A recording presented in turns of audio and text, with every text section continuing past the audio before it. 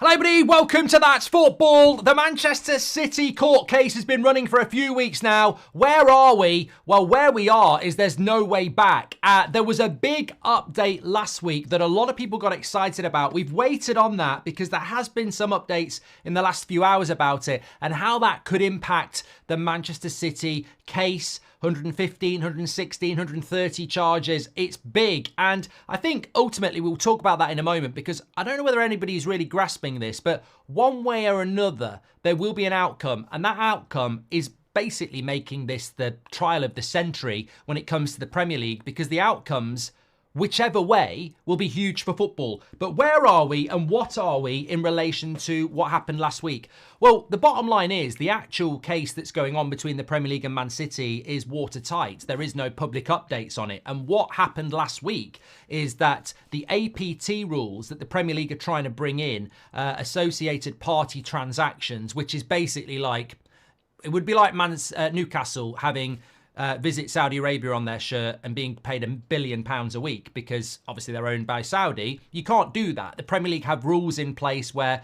deals that you do must go into what they call a data bank at the Premier League where they assess each sponsorship deal of every Premier League club to make sure that it is market value. And the Manchester City basically voted or took a case to court with the Premier League separately to the one they have at the moment, saying that it's not fair.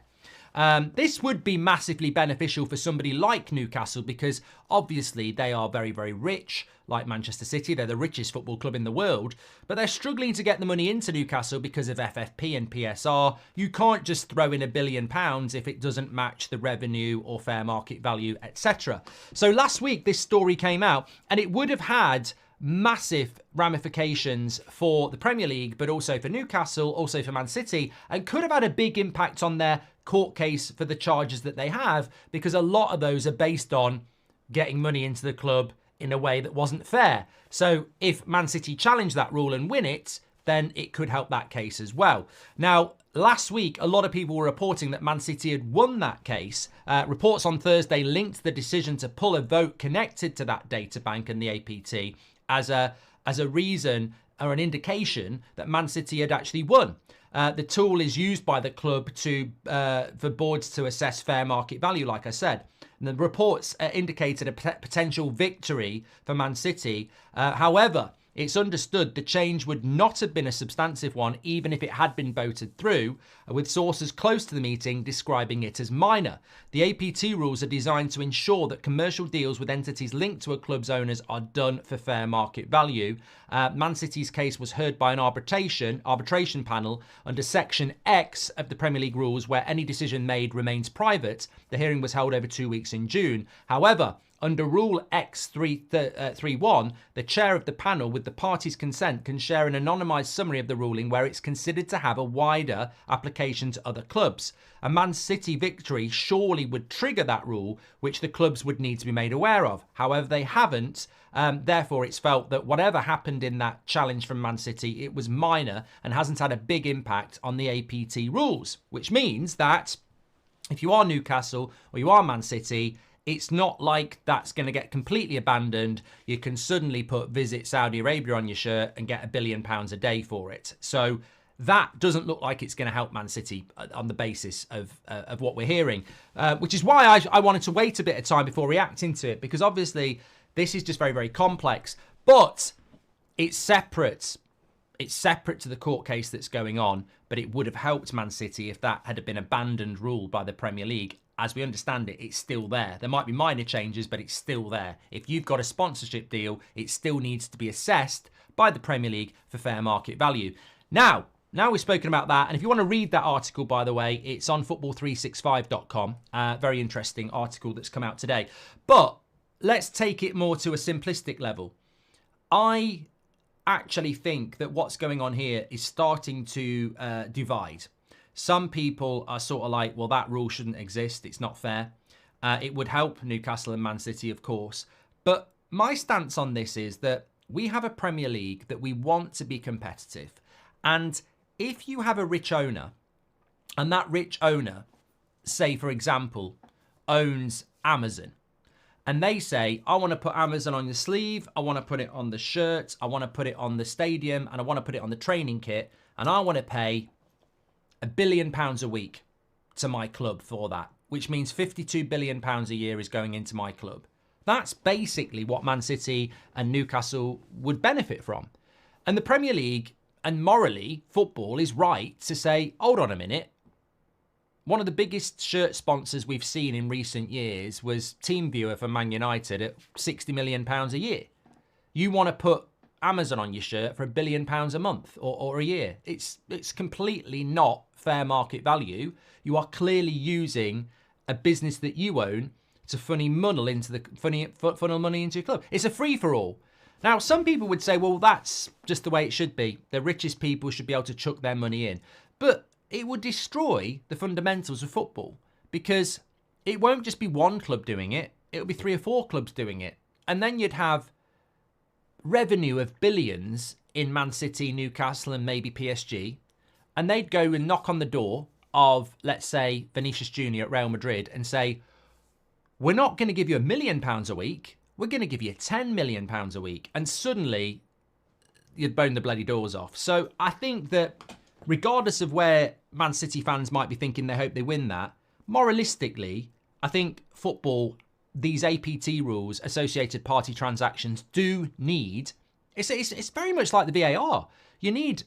I think VAR should be an independent regulation away from the referees, so there's no crossover. And I think we should have a data bank central point that's independent, that assesses... The Premier League, at the end of the day, is a club. It's an organisation. There's not a divine right that you're in the Premier League, and if you want to play in the Premier League, then we should have rules. And I definitely think there should be some relaxations around, certainly if Man City get found not guilty, they're so far ahead, you need to open the doors up for other clubs to be able to get money in. But I don't think a free-for-all on sponsorship deals is the way to go. I personally think there are other ways that we can do it, where other clubs, if they've got the money, can get it in.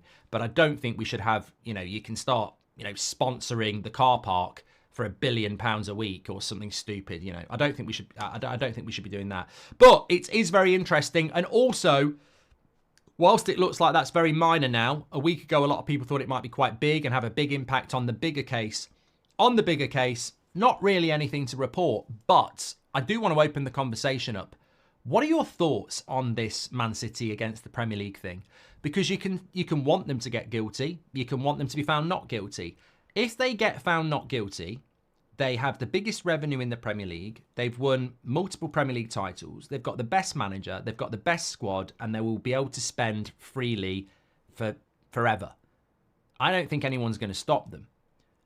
If they get found guilty, dependent on what the charge is, there's all sorts of potential ramifications, from relegation to, fines, points deduction.